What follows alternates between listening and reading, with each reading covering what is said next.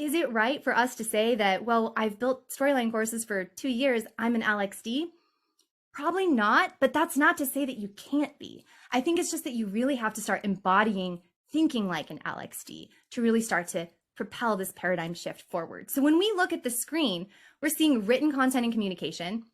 We're copywriters, right? We're seeing visual presentation. All of a sudden, we're UX designers. We're UI designers. We're media gurus, really. Modality and functionality. We're developers. We're LMS admins. We're educators. We're facilitators. We do a lot as learning experience designers, as LXD, because we're delivering a lot for our learners, right? So again, it's part of this paradigm shift. So as we're thinking through what is this learning experience, we really have to start thinking about who we are creating it for, right? So many of us, this is not an unusual situation that we're in. If we're learning professionals, stakeholder comes to us and says, hey, we need to roll out new training. And as part of our analysis, especially those of us who are so familiarized with ADDIE, the first thing we usually ask is, great, okay, who are the learners, right? Like we tend to ask that.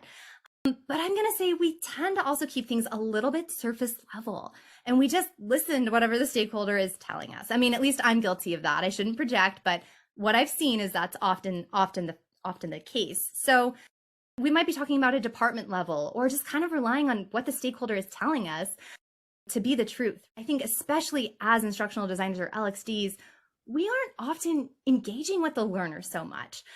And we have different ideas of who the learner really is. And that's important. That's super key. So the stakeholders, when we ask them, who are the learners? Well, they're giving us their perspective. They tend to sort of see things from this perspective, which is the learners are sort of this collective group, right? We have the sales team or like new managers. It's sort of this bulk, this group. Like they're this sort of like part, this extension of the company.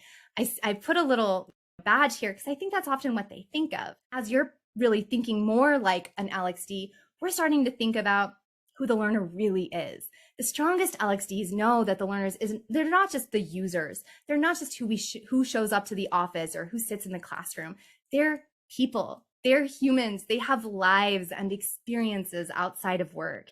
And those things are going to heavily, heavily influence how they actually show up to work, how they show up to receive our content. And that's important to consider. So really approaching our ID work or our LXD work in this learner-centric way it's the key to successful design. If we just take what the stakeholders say and say, okay, it's the sales team, let's run with that. I've never done sales before, but like, we'll see how it goes. That's not going to help. So we need to understand, who are these salespeople outside of work? What do they like? What do they do outside of work? How do they behave in work, right? We need to put ourselves in their shoes.